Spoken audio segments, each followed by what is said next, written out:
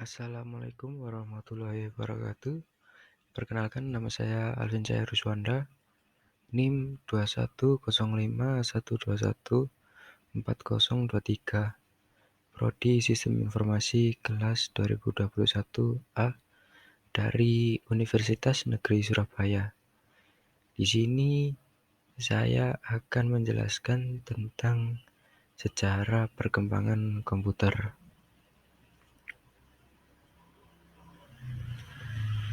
Agenda topik dalam presentasi ini. Topik yang akan saya presentasikan pada video kali ini yaitu yang pertama, pengertian tentang komputer. Lalu yang kedua ada biodata penemu komputer. Dan yang ketiga ada sejarah tentang komputer ya guys ya. Komputer. Apa itu komputer? Komputer adalah alat yang dipakai untuk mengolah data menurut prosedur yang telah dirumuskan. Kata komputer pada awalnya dipergunakan untuk menggambarkan orang yang pekerjaannya melakukan perhitungan aritmatika dengan atau tanpa alat bantu. Tetapi arti kata ini kemudian dipindahkan kepada mesin itu sendiri.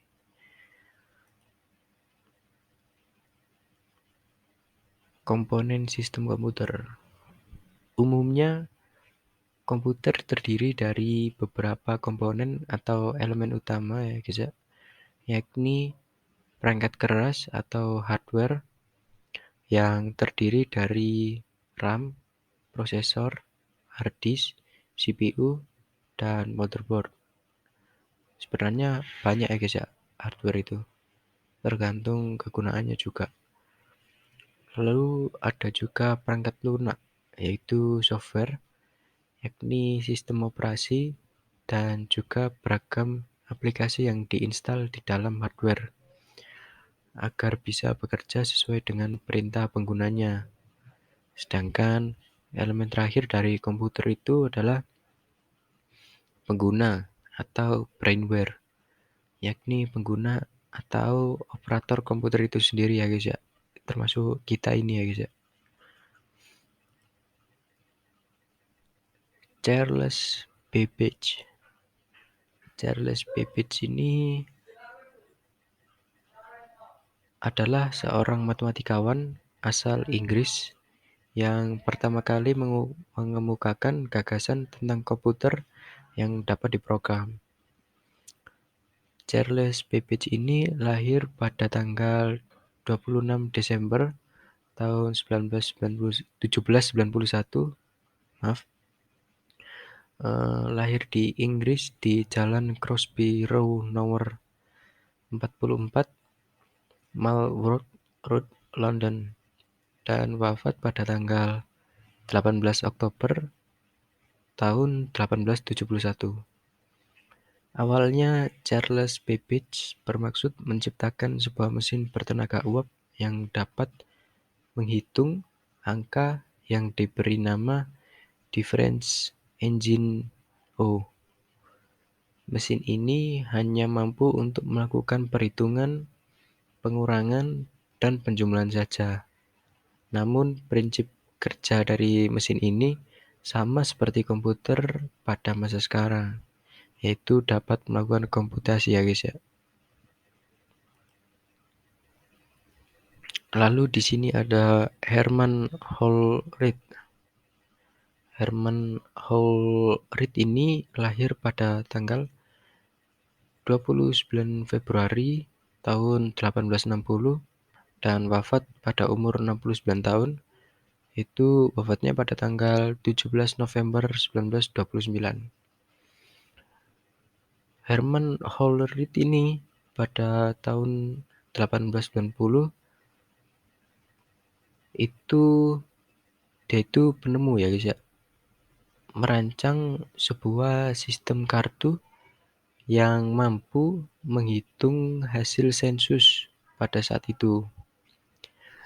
Dengan kemampuannya di bidang teknologi ini, akhirnya Herman Hollerith ini dapat mendirikan perusahaan komputer IBM atau kepanjangannya International Business Machines Corporation.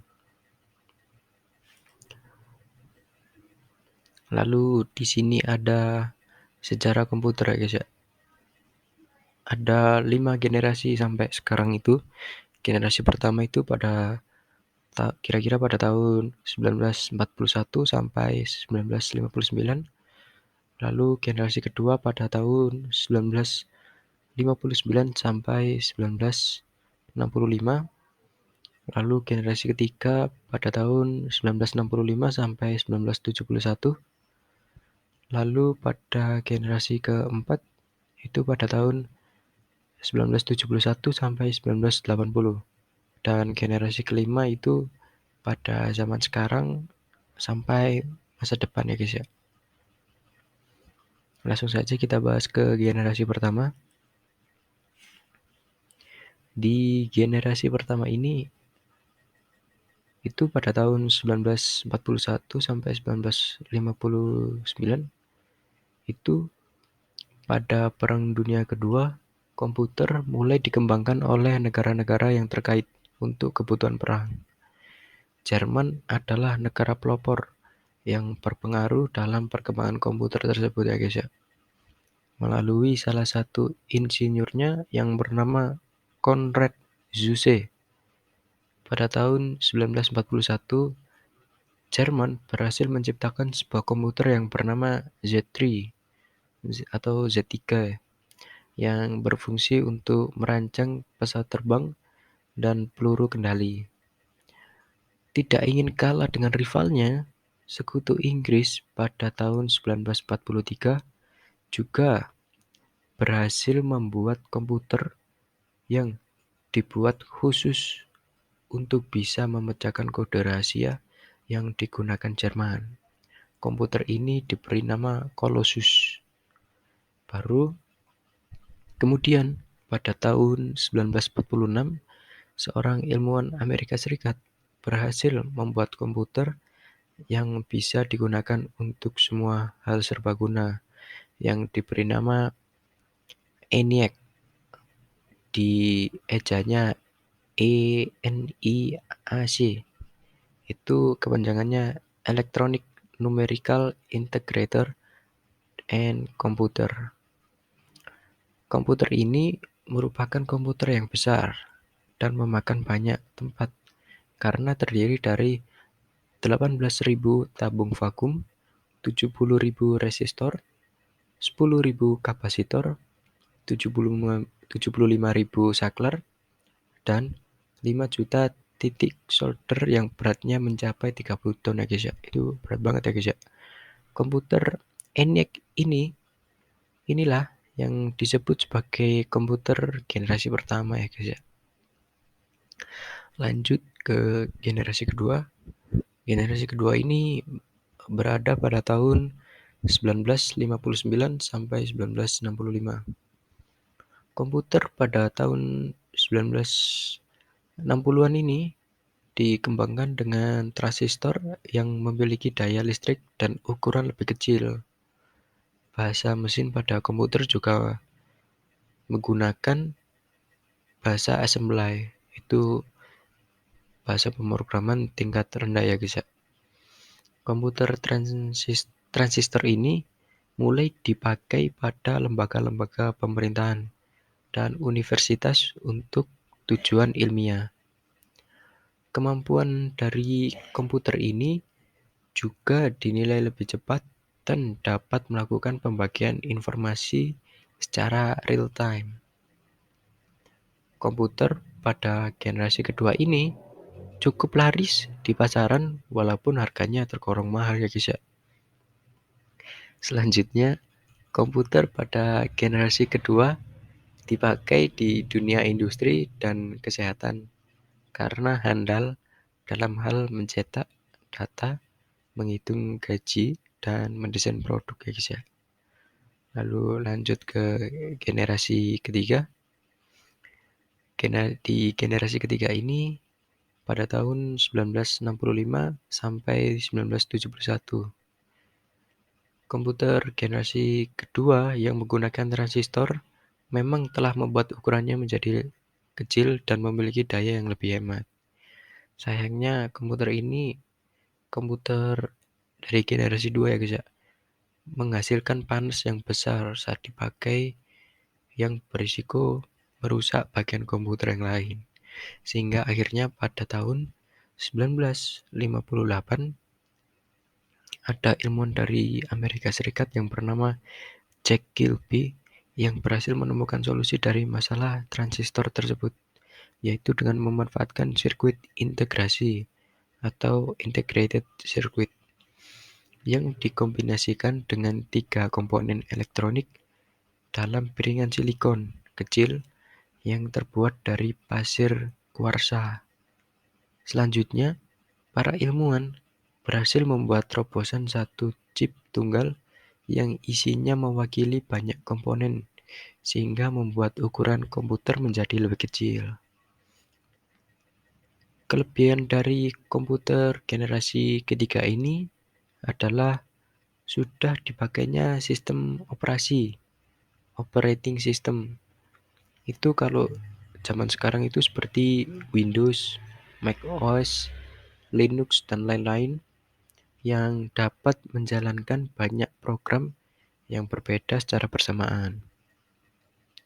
Komputer generasi ketiga ini meliputi IBM 30, UNIVAC 9000, UNIVAC 11000,